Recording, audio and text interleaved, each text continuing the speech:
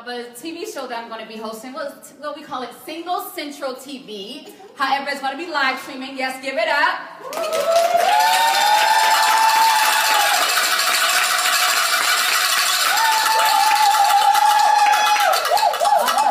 Awesome. So I'm just curious, how many people in here are single? Also, if you're on the live stream, let me know. If you're single, say single. And if you're single in here, you can say it or you can lift your hands up. Single. Okay, so we got a lot of the single ladies in the building.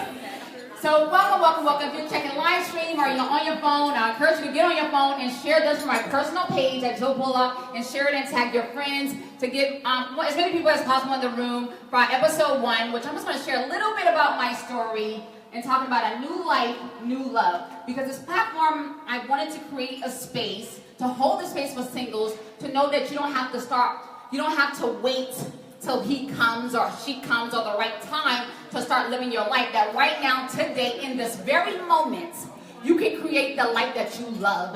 And as a result of that, you will create the right opportunities, the right people, and just things will fall into place. You'll be amazed how that all works. Because once you start to develop yourself into $1 million mate that God has called you to be, you will be attracting those type of people in your life, women and men alike. Is that cool or is that cool? Cool. Absolutely. So I'm going to share a little bit, just telling a little bit about me. For those who don't know, I'm going to introduce myself. And I'm only going to spend, we expect to be about 10, 15 minutes. Somebody hold me in integrity to that because I can be long-winded. All right. So at any rate, for those who watch live and in the room, my name is Joe Bullock, and I'm extremely passionate about helping singles get their whole life, or as we say, catch your whole life, like the entire thing all around. Emotionally, spiritually, physically, really all about that life. So I'm also, in case you didn't know, I'm the best-selling author of the book, The Biggest Lies Women Believe About Men, Dating, and Themselves. Yes, you can get that on Amazon, or you can get a copy today. If you're online, detourmovement.org. And also the book Sexless Single.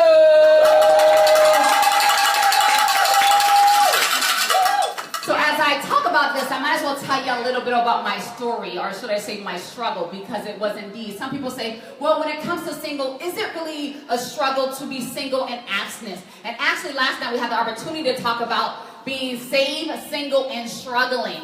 And what they said, the jury came back and said, yeah, sometimes it can be a struggle. However, there's so many things that you can do to help reduce the struggle on your journey. All right, so my story was, let's see where I want to start. I'll start from the beginning and I'll skip a couple of scenes and we'll get to the end. So I can remember when I was, my first time I came across this guy. I was coming out of my house. I had on my little Daisy Dukes, some yellow Daisy Dukes. I had a white t-shirt on. It was white and yellow, actually. It was like striped shirt, right? And I had my wedge heels, and Mom told me to go get the mail. I'm like, okay, let me get the mail. She's like, okay, but where are you going? Looking like that. I'm like, I'm going to the mailbox. But at any rate, I wasn't even in high school at the time. And I decided to go to the mail, and I saw this guy riding on his bike, and he was bypassing me. But, of course, if you guys saw my latest picture, I finally showed a little bit of my legs. A lot of people's like, you got those track legs. Indeed, because I ran track for most of my life. And hence, I don't show off my legs often, right? But back then when I was little, when I was young, I was doing that. So the guy, he was on his bike, but then he was turning back, right? So, and he decided to go ahead and make a U-turn to turn back to where I was. And needless to say, he approached me and said, oh, you're looking cute. Let's exchange numbers. You can page me, and give me a call and all this. And I'm like, oh, yeah, he's cute. He's yellow. My type indeed. Okay. Y'all know Red Guys back about 15 years ago. Red Guys was all up in. I'm just saying. I mean, obviously the Browns has come in style because if you look at my sexy chocolate right here. Oh, it's not chocolate, but he's sexy brown. Sorry, it's live stream. You can't see him, but you can check him out. And prior photos on my Facebook page. How about that? So, at any rate, needless to say, I started dating this guy. And to fast forward the story, we started a conversation about, oh, if you love me, you will make love to me. And after a year of hearing this type of conversation, I'm like, well, maybe this is true. I've been dating him for a year. He's putting in his time. We're way past the 90-day mark. I mean, I'm just saying. So I had these giants that started to come towards me. And the first thing was a giant of manipulation. And I was doing a little bit of study on the word manipulation. And I discovered that manipulation is just not about a lie. And it's just not about deceit. When I looked at manipulation, and so much, it was so different than what I thought. I almost wanted wanted to come up with my own definition. I do that sometimes. I don't know if I'm the only one to be coming up with their own definition of words, but I do that from time to time. So, at any rate, manipulation talks about being handful and skillful with your hands, very much like a DJ. I'm like, what? Manipulation is being skillful with your hands. Yes, because what it says is that somebody can carefully shape and mold you, not necessarily physically, but also could be emotionally. So they're handling you with care in a certain way, and they have a certain agenda, and they have a certain thing that they're trying to do. You may have no whiff of what their plans are. And in this case, he was trying to see how many girls he can conquer, and particularly how many virgins he can conquer. And I didn't know, so he was carefully handling me with his hands, figuratively speaking, and sometimes it came to the beast, the giant of temptation, because it also was physically, right? So, and that was 2 giants, and there was a 3rd giant that came up. So I had friends, right? And my friends was starting to tell me that they were starting to get into sexual activity. So I'm like, oh my God, my friends are doing this. Like, I can't be the only weird one not doing this. Needless to say, within a week of one of my friends telling me that they end up doing it, I decided to do the same thing. And after my 2 minutes, literally, I'm not exaggerating, experience with this guy, I started to get that beast of shame and guilt that just was dreading over me. And I went home, and actually that was the last time I seen him. That was the very last time I seen him, because after that, the truth came out, right? That he had 2 other girlfriends, and that he wasn't really interested in the relationship. So it was so hard. That was a deep heartbreak for me. And the reason why I'm talking about it, even though it was, oh my God, so long ago, is because it left such a big scar of abandonment on me for many years. And even just in this last year, I was still ripping off of that burden, that stronghold of abandonment out of my life, being afraid that, somebody would leave me if, after a certain amount of time.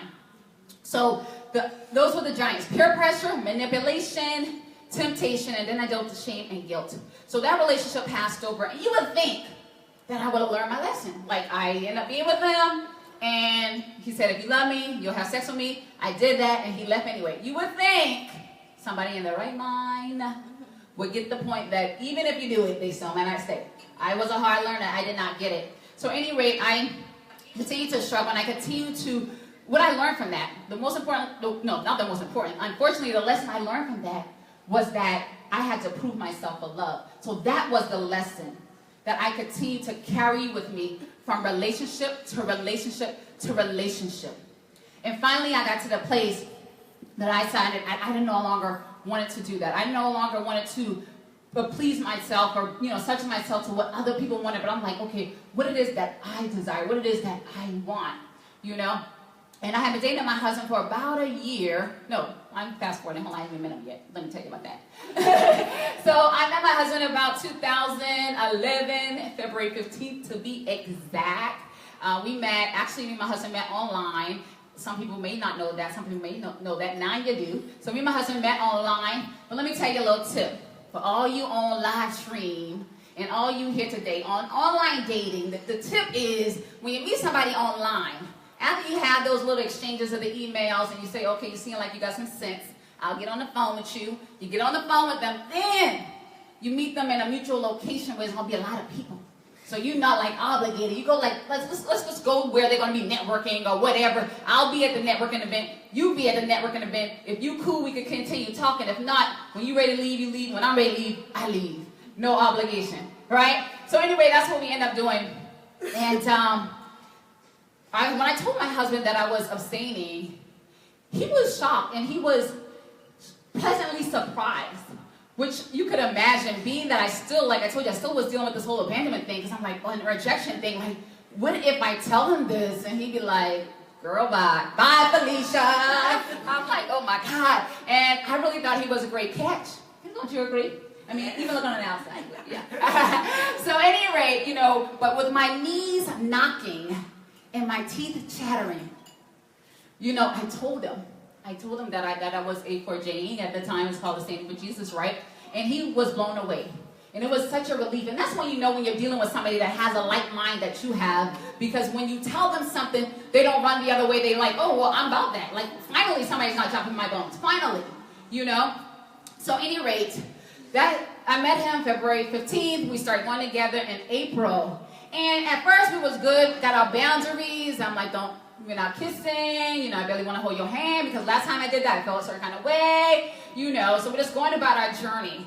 But I have to admit, at about 10 months into the journey, the passing and the boundaries started to be lifted a little bit. Like, oh, well, we good. We've been doing this for a while. Like, we good. Thinking we have arrived in this whole situation. And then they say, look, the word of God said, don't tempt my, we shouldn't tempt each other. Well, I gotta admit, I got tempted. I ain't gonna say if anybody in this room tempted me, but I got tempted a little bit, right? In a physical sense. And I allowed myself to be subject to that temptation. And for me, it wasn't even lust. And ended up having a sexual relationship after being abstaining for almost 2 years at the time. And it wasn't for me even lust. Honestly, I have to tell you, I was still dealing with that abandonment and dealing with people pleasing and the desire to please people. I just wanted to please him. So I had sex with him because I wanted to please him. But then guess what came back? Because once you get rid of something and then you allow yourself to get back into it, it may come back on you harder. So that beast, that giant that I overcame of shame and guilt came back like tenfold, right? So I had to go through my cleansing and purification. My husband went on sabbatical, which he was my fiance. No, was he? I don't even think we were there. Okay, he was my boyfriend at the time. And eventually he went on a sabbatical, and we just had to kind of regroup. And then we decided, okay, from this point on, no sex, don't touch me, don't touch, let's just be cool. Don't break the boundaries, stay on your side. And one thing I'm gonna tell this, because he always teases me about this. I said, I never shacked up. And he's like, yes, you did. You shacked up with me. So let me tell y'all what happened. Let me tell y'all the real deal in case he starts saying some false information around here.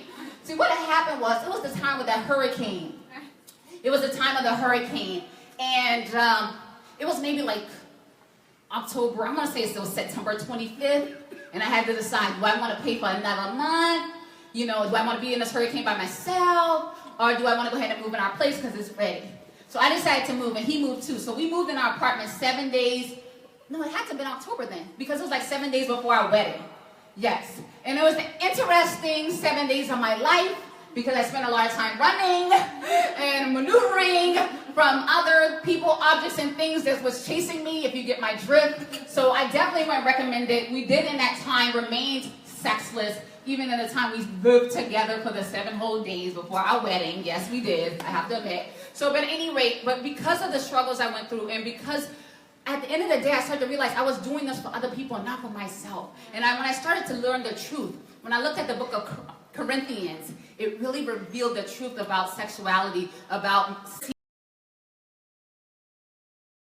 it goes all the way in, and that's what we're going to be talking about on Singles Central TV. I'm also going to be having a lot of other amazing guests that's going to be sharing their story. So needless to say, as I started to transform my life and I became the best version of who God created me to be, I upgraded. And I became a $1 million mate, and I attracted a $1 million mate, and we got married, and I'm very excited and proud to say that we definitely have a healthy, happy love. And what I'll say as I close, because I know my time is up here, is you're going to have to do the work. The Word of God says that a house that you build that doesn't have anything to do with Him, you're doing it in vain. And see, you're going to do the work before you get married or after. Well, you're going to do both. But it's just about how much work you're going to do. And I find because I did so much work on the front end of before I got married, my marriage is, I don't want to say a breeze because I don't want to sound like I'm boasting, but I just say we love each other, we have a great time. I can count maybe on one hand how many times we argue. It's really a joy. And it all was created before we got married. So I want to encourage people that's single, you definitely got to take the time to make the right choice. I would definitely tell you, if you're interested and curious about being a sexless single and you don't know all the steps to take, if you're here live today, you can grab a copy. If not, you can grab it at our website at detourmovement.org. And that is pretty much the concluding of this first episode. What I do want to tell you, if you're watching this live, do me a favor, please. Leave a comment, ask a question, and then I will go back and answer your question. We're going to be streaming live on Sundays. It's actually going to be 8 p.m. Eastern Standard Time every Sunday. Some of it's be pre-recorded if it's pre-recorded. Until next time, I love you guys, Facebook Live, and everybody here, thank you so much. Be blessed.